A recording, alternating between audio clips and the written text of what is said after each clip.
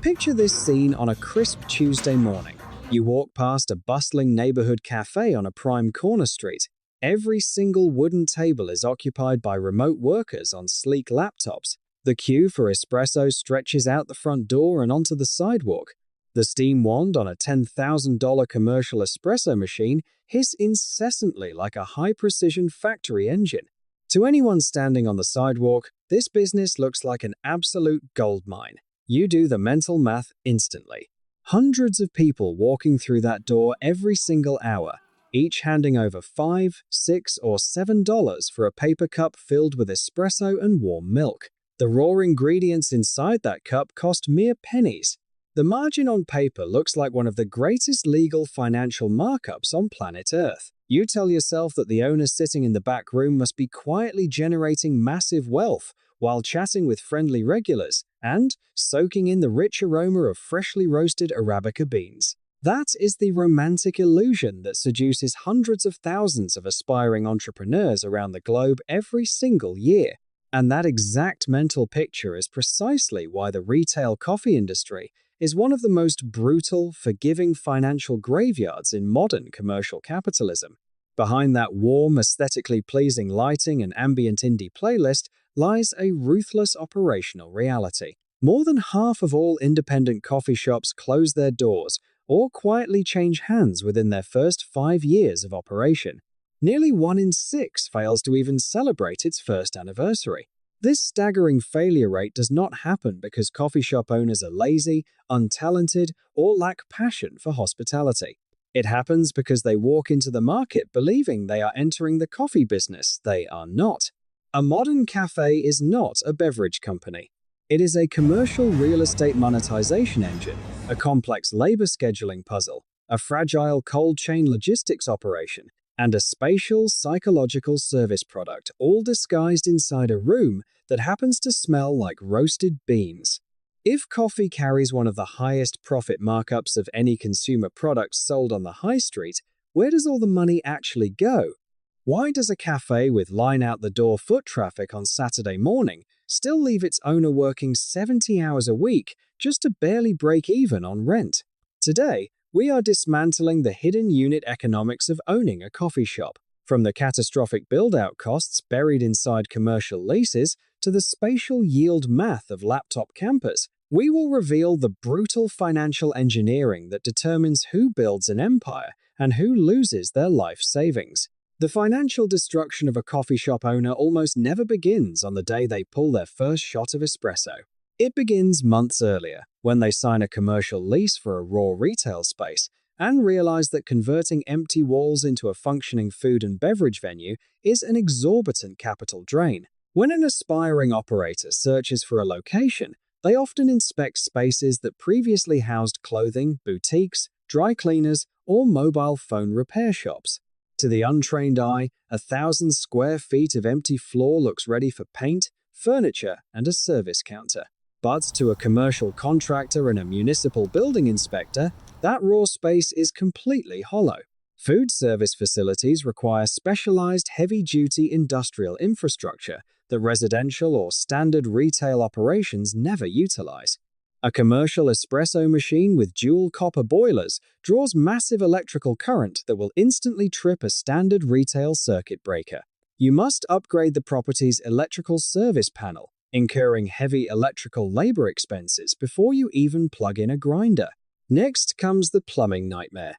Municipal building codes strictly mandate that any retail facility handling dairy, syrup, and food waste must install a dedicated grease trap interceptor beneath the floorboards or underground to prevent fat and solids from entering the city sewer system. Cutting open a concrete slab floor to trench new drainage lines, install water supply feeds for ice makers and rinser wells, and fit code-compliant ADA-accessible restrooms requires tens of thousands of dollars in specialized trade labor alone. Then consider ventilation and environmental climate control. Steam, heat from refrigeration compressors, and high moisture levels mean your standard commercial air handling units are inadequate. You are essentially constructing a miniature high-capacity processing plant inside a commercial landlord's shell. By the time leasehold improvements, architectural blueprints, structural engineering stampings, and municipal permit clearance fees are settled, an operator has burnt through a massive capital reserve, simply making the structure legal to operate. And that initial drain takes no account of the lease deposit requirements. Landlords routinely demand multiple months of rent up front as a security deposit, along with first and last month's commitment, locking up vital liquidity inside an escrow account. Add to this the acquisition of specialized extraction hardware, custom millwork for the front service counter, acoustic sound attenuation panels, commercial point-of-sale hardware, and initial raw ingredient inventories.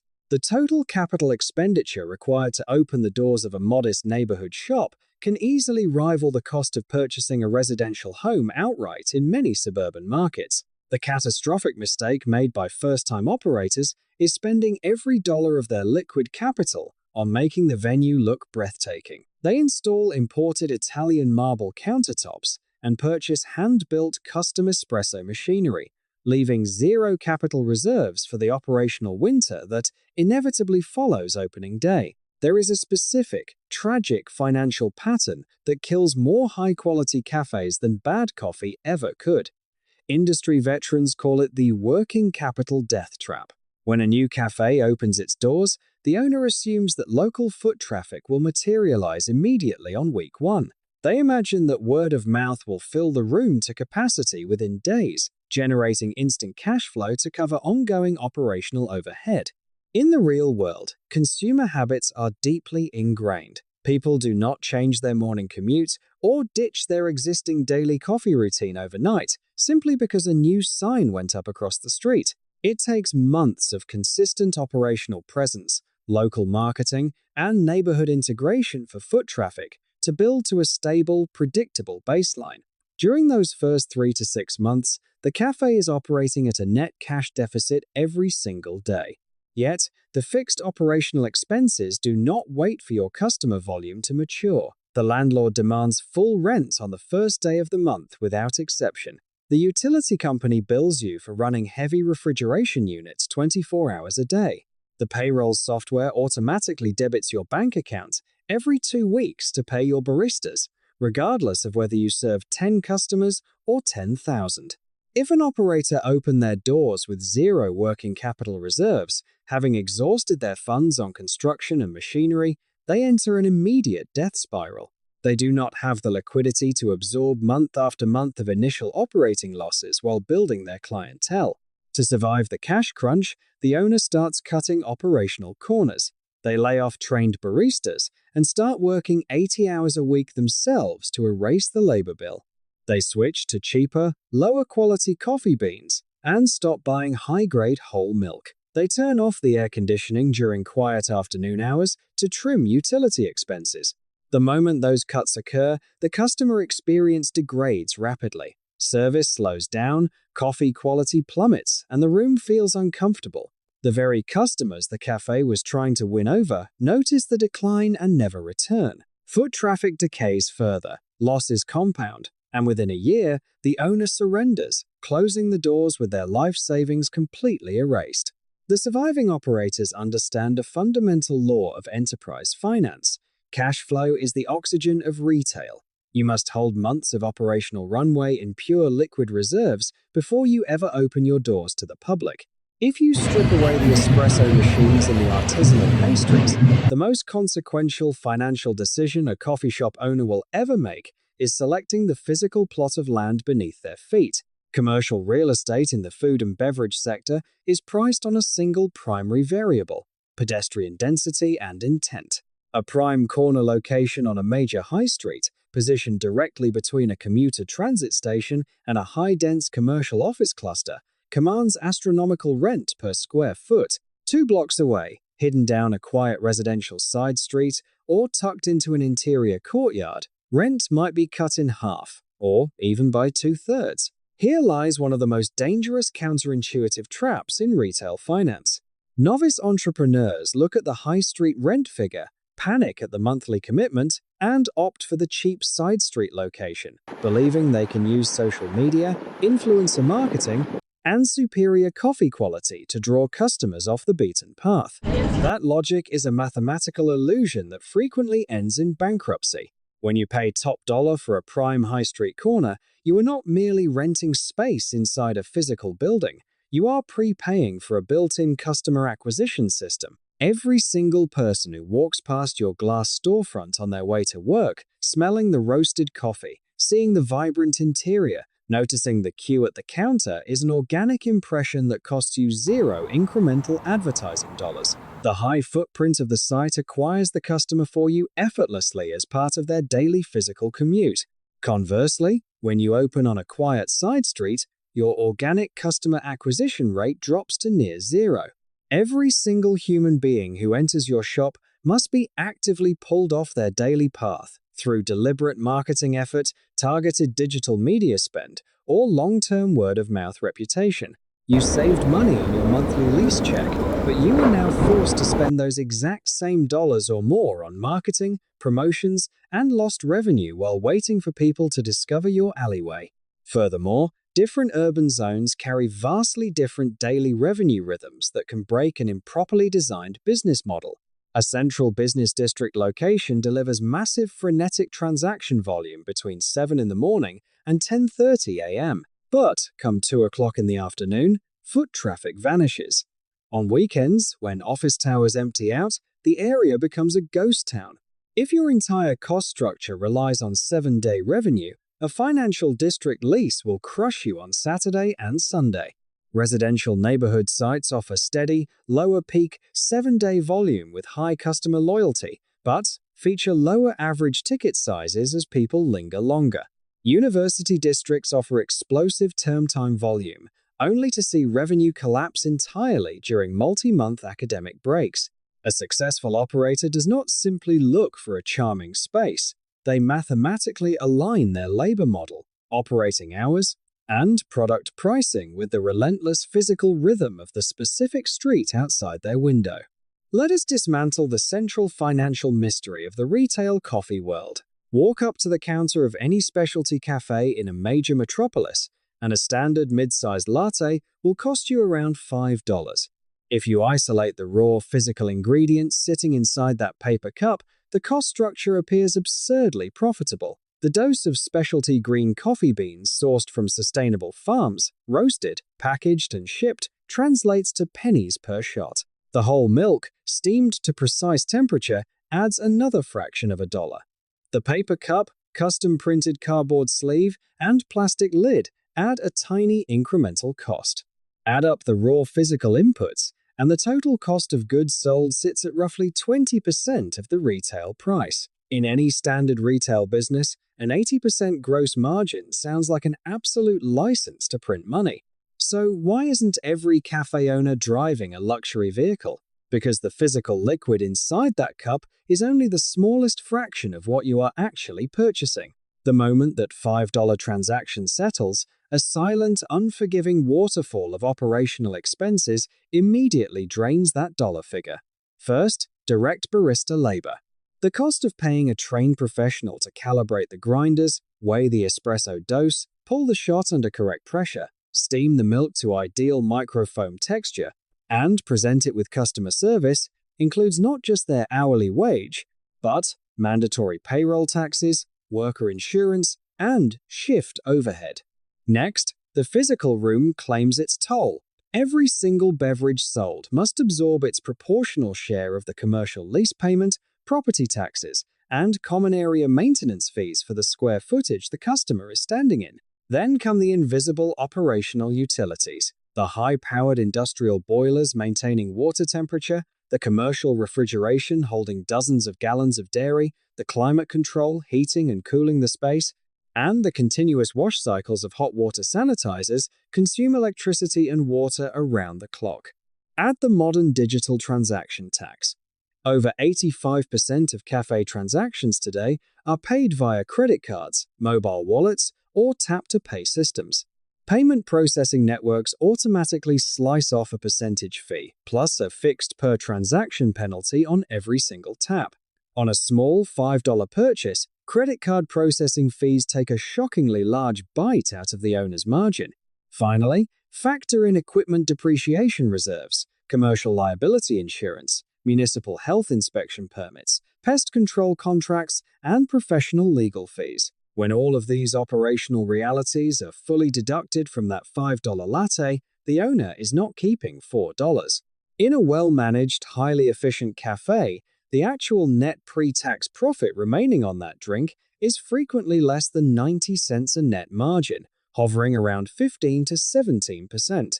On a poorly managed day with light foot traffic, that net profit vanishes completely, turning the $5 sale into a net financial loss. To understand why cafe economics are so fragile, you must realize a fundamental truth about human behavior. You are not running a beverage business. You are renting short-term commercial real estate packaged with ambient climate control and wireless internet access. Urban sociologists call the cafe the third place, that vital social anchor between the domestic home and the professional workplace. It is a space where human beings can sit, relax, read, converse, or work in a comfortable, unhurried atmosphere. People willingly drive past cheaper options and pay $5 for a drink they could make at home for 50 cents because they are paying for the environment you engineered, the warm lighting, the acoustic profile, the high-speed Wi-Fi, and the social presence of other human beings. However, this creates a severe structural conflict between hospitality culture and financial survival. Consider the economics of table turnover and spatial yield. In the restaurant industry, operational success is measured by how efficiently a venue turns over its dining tables. A table that seats 4 people, orders a full meal, pays their bill, and leaves within an hour generates high revenue per square foot per hour. Now look at a typical specialty cafe. A remote worker enters at 9 in the morning, purchases a single $4 drip coffee, and takes a 4-person table by the window. They plug in their laptop, connect to the high-speed Wi-Fi, unpack their charges, and sit in that exact chair for 4 straight hours while conducting video conference calls. From a spatial yield perspective, that 4-person table, which occupies valuable, rent-paying square footage, generated $4 in total gross revenue over a 4-hour window. Had that same table turned over 4 times with groups of 2 buying beverages and food items, it could have generated $60, $80, or $100 in gross revenue over the same time frame. The laptop camper has effectively sublet your high street commercial real estate for $1 an hour, while you pay full commercial lease rates to your landlord. This is why modern cafe design has evolved into a subtle war of spatial psychology and layout engineering. Smart operators install long, high-top communal bars with accessible power outlets specifically for single laptop workers, directing them away from large multi-person dining tables. They strategically limit power outlet availability in primary seating zones, print time-expiring Wi-Fi access codes on customer receipts, or disable wireless internet entirely during peak weekend brunch hours. The cafes that master spatial yield and seating layout dramatically outperform those that allow their dining rooms to turn into unmonetized co-working spaces. It is not an act of hostility toward customers. It is a mathematical prerequisite for keeping the doors open. If liquid beverages carry thin net profits due to labor and rent overhead, how does a top-performing coffee shop expand its bottom line? The answer lies in a critical operational metric: the food attach rate. The food attach rate represents the percentage of beverage transactions that include a secondary food purchase, a fresh pastry, a gourmet sandwich, or an artisanal breakfast item. Understanding the power of this metric requires simple transaction math. When a customer walks through your door, you have already paid the fixed overhead required to acquire them. The rent for the space is fixed. The baristas on shift are already being paid their hourly wage. The lights are already on. If that customer buys only a $5 latte, you generate a modest gross profit. But if the cashier expertly prompts the customer, and they add a $5 butter croissant from the bakery display, the financial dynamic shifts instantly. A wholesale-sourced pastry requires 0 barista preparation time. The employee simply uses tongs to place it on a plate or in a paper bag. The labor time is virtually 0. You acquired the customer once, paid the rent once, and paid the labor once. But by attaching a food item, you nearly doubled the gross dollar margin of the interaction.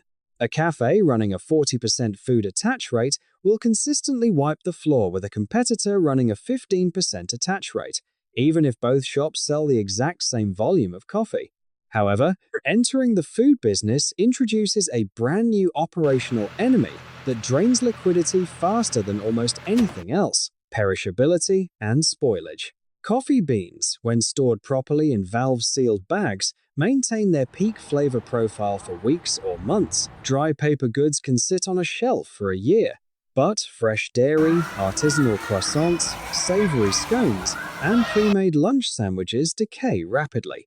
A croissant baked at dawn is delicious at 8 in the morning, mediocre at 2 in the afternoon, and completely worthless by 8 at night.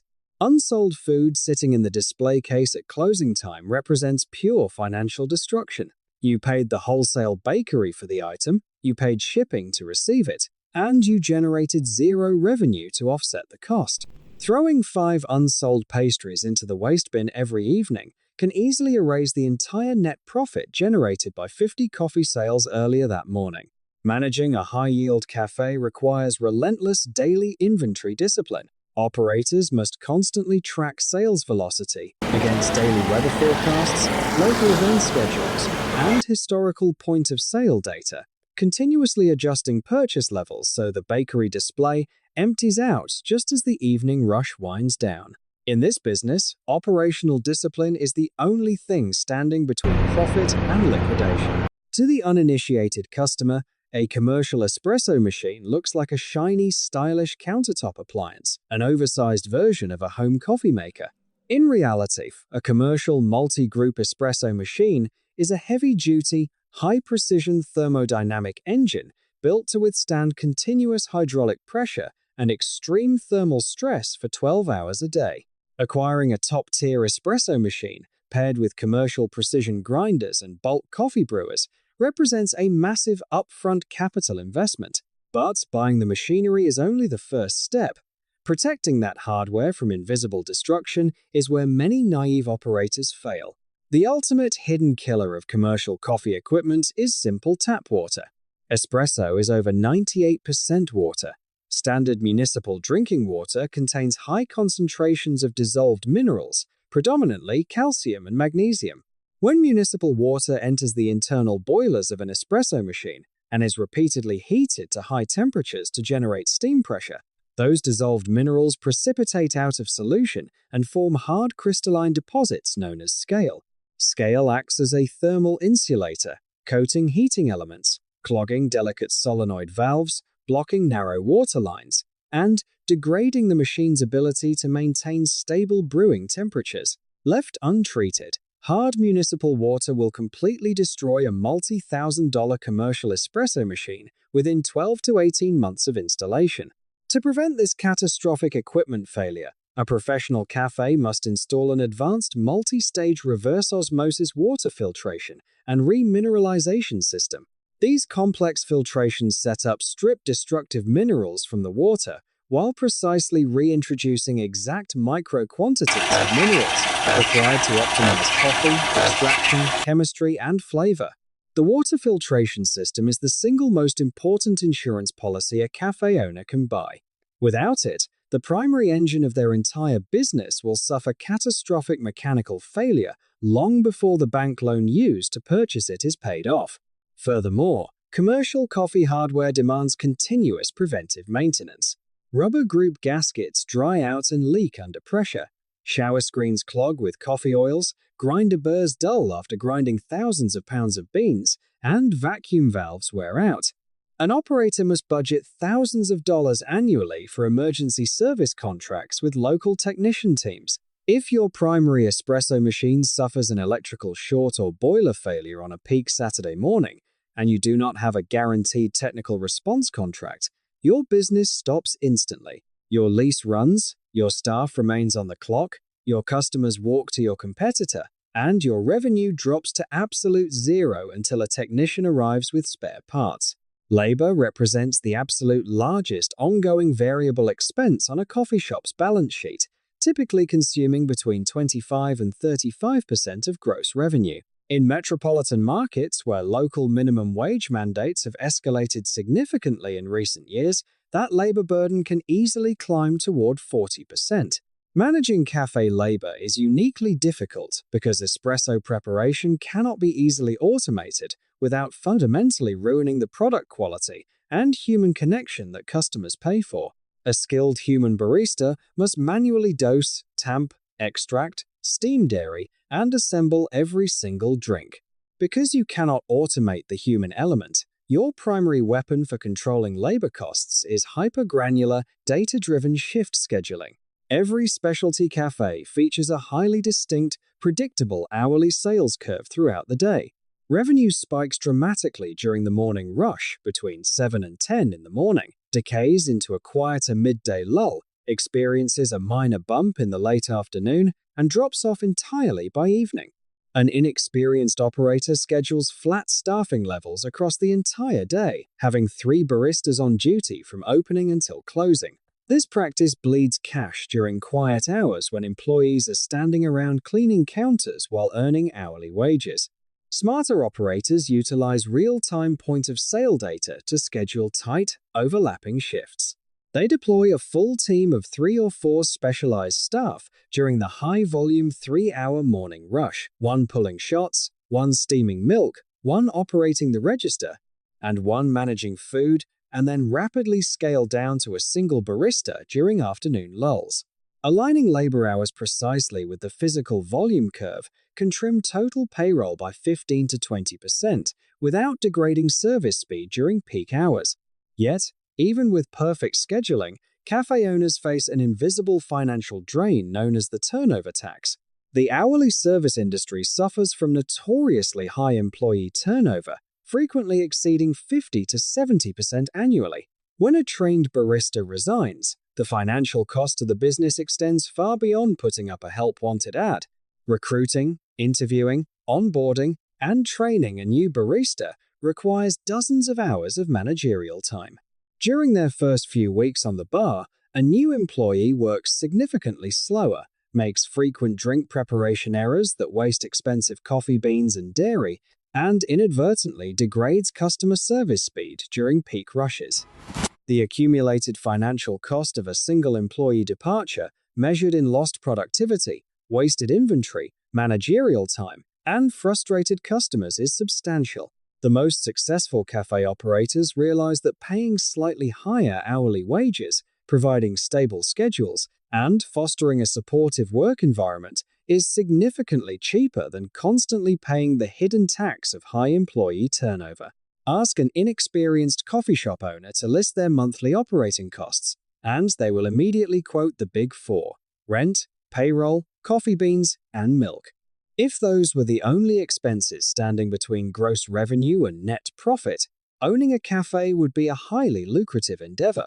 What quietly destroys independent operators is a massive waterfall of secondary, recurring operational fees that are completely omitted from initial business plans. Consider payment card processing infrastructure. In an increasingly cashless society, credit card networks, payment gateways, and point-of-sale software providers take an automated slice of every single tap or swipe. Across tens of thousands of transactions annually, credit card processing fees silently strip thousands of dollars directly out of net margin before the money ever touches the owner's bank account. Next, software technology subscriptions. Modern cafes rely on cloud-based point-of-sale platforms, digital employee scheduling apps, inventory management tools, digital loyalty programs, and automated accounting integrations. Each of these platforms charges a monthly recurring subscription fee that accumulates into a substantial annual technology burden. Then consider commercial music licensing. Playing music in a public commercial environment using a personal streaming account is an explicit violation of copyright law. Performing rights organizations actively audit retail venues and enforce heavy legal penalties on business owners who play music without commercial broadcast licenses. Obtaining legal compliance requires paying annual licensing fees to music performance organizations. Add to this commercial utility tariffs, waste management contracts, grease trap pump-out services, fire suppression system inspections, commercial general liability insurance, health permit renewals, pest control retainers, and professional accounting fees. Each individual line item appears small in isolation, but when stacked together, this hidden waterfall of minor operational expenses routinely absorbs 5 to 8 percentage points of annual gross revenue. That modest percentage figure represents the exact margin gap between a thriving, profitable business and a failing cafe slowly drowning in debt. Let us now run the complete mathematical model for a typical independent neighborhood cafe operating in a mid to large urban market, generating $500,000 in annual gross revenue. In a well-managed, optimized scenario, the annual cost ledger breaks down with striking clarity.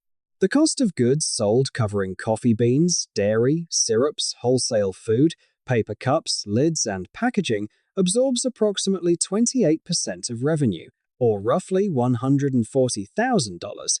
Total payroll, including barista wages, manager compensation, and payroll taxes, consumes 32%, taking $160,000. Commercial rent, property taxes, and occupancy charges absorb 9%, taking $45,000. Utilities, credit card processing fees, technology subscriptions, marketing, insurance, waste management, and equipment maintenance reserves absorb an additional 15%, taking $75,000. What remains after every operational line item is settled? $50,000, a net pre-tax operating margin of exactly 10%. If the owner works full-time inside the shop as the general manager, they can pay themselves a market-rate managerial salary out of the payroll budget, say $50,000, and then draw the remaining $50,000 in business profit, generating a total personal take-home income of $100,000 annually. Given an initial capital investment of $200,000 to build and open the shop, a 10% net return yields a full capital payback period of roughly 4 years. That is a solid, respectable business return comparable to a well-run franchise or commercial real estate asset. Now, let us examine the saturation trap scenario. Imagine 2 new competitor cafes open within a 3-block radius, splitting local pedestrian foot traffic. Your annual gross revenue drops by 20%, down to $400,000. Here is the brutal nature of retail operational leverage. Your cost structure does not drop proportionally, your landlord does not cut your rent because revenue fell, your refrigeration units use the exact same electricity, your insurance policy costs the same, your equipment still requires maintenance, your rent and occupancy costs now absorb over 11% of revenue, your fixed utility and subscription overhead eats a larger percentage. Even if you trim barista shift hours aggressively, your cost of goods and labor scale poorly at lower volumes.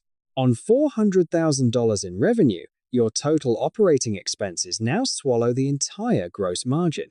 Net profit collapses from $50,000 to zero. The owner is forced to surrender their managerial salary simply to keep the business account from bouncing checks, working 70 hours a week for zero personal compensation while burning through their remaining life savings to pay the landlord. A tiny shift in foot traffic or local competition is all it takes to transform a stable middle-class income into a catastrophic personal financial crisis. If owning a single coffee shop carries such razor-thin margins and high operational risk, how have successful coffee entrepreneurs managed to build multi-million-dollar fortunes? The answer is simple. A single coffee shop creates an income. A scaled network of coffee venues creates enterprise wealth.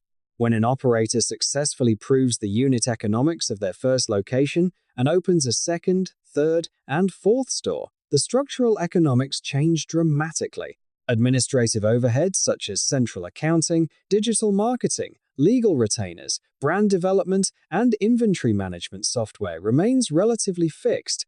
Adding additional stores increases gross revenue substantially without proportionally increasing those fixed administrative expenses. Furthermore, multi-unit operators gain immense purchasing power. They buy dairy, paper goods, and food inventory in bulk, securing wholesale discounts that single-store independent competitors can never access. The second major transformation that unlocks massive wealth is vertical integration through coffee roasting. A single cafe purchasing pre-roasted specialty coffee beans from a wholesale roaster pays for that roaster's green bean acquisition, labor, machinery depreciation, facility rent, and profit margin. When a cafe group scales to the point where it builds its own commercial roasting facility, it bypasses the middleman entirely. It purchases raw green coffee beans directly from international importers at a fraction of the cost. By roasting its own coffee, the business slashes the cost of goods sold across every beverage served in its retail stores. More importantly, the commercial roastery is a production facility, not a retail storefront. It can sell wholesale roasted beans to external offices, hotels, restaurants, and grocery stores, turning a cost center into an explosive, high-margin revenue line that operates independently of retail foot traffic. This was the exact structural playbook executed by legendary coffee brands like Blue Bottle, Stumptown, and Intelligentsia. They did not achieve multi-hundred-million-dollar valuations by simply selling $5 lattes over a retail counter. They achieved those valuations by building recognizable consumer brands, scaling retail footprints as prototypes, and capturing the high-margin wholesale roasting supply chain behind the scenes. So, the next time you stand in line on a Tuesday morning and hand over $5 for a latte, take a look around the room. The liquid inside that paper cup was never the real product being bought and sold. The coffee was merely the anchor, the daily ritual that enticed you to step through the door. The real business was always the underlying commercial real estate lease, the labor optimization schedule, the spatial yield calculations, the food attach rate, the payment processing friction, and the dozens of invisible financial calculations made by the owner months before you ever walked in. In the world of retail coffee, the espresso machine cleans the cup, but only relentless operational discipline cleans the balance sheet. If you are determined to enter this world, do not approach it as a romantic passion project. Treat it like the daily execution of a capital-intensive, razor-thin retail engineering machine, one that just happens to serve coffee. Thank you for watching this deep dive documentary by The World Money Desk. If you want more institutional-grade breakdowns of the hidden financial systems shaping the global economy, make sure to hit the subscribe button, leave a like, and share your operational thoughts in the comments below. We will see you in the next documentary.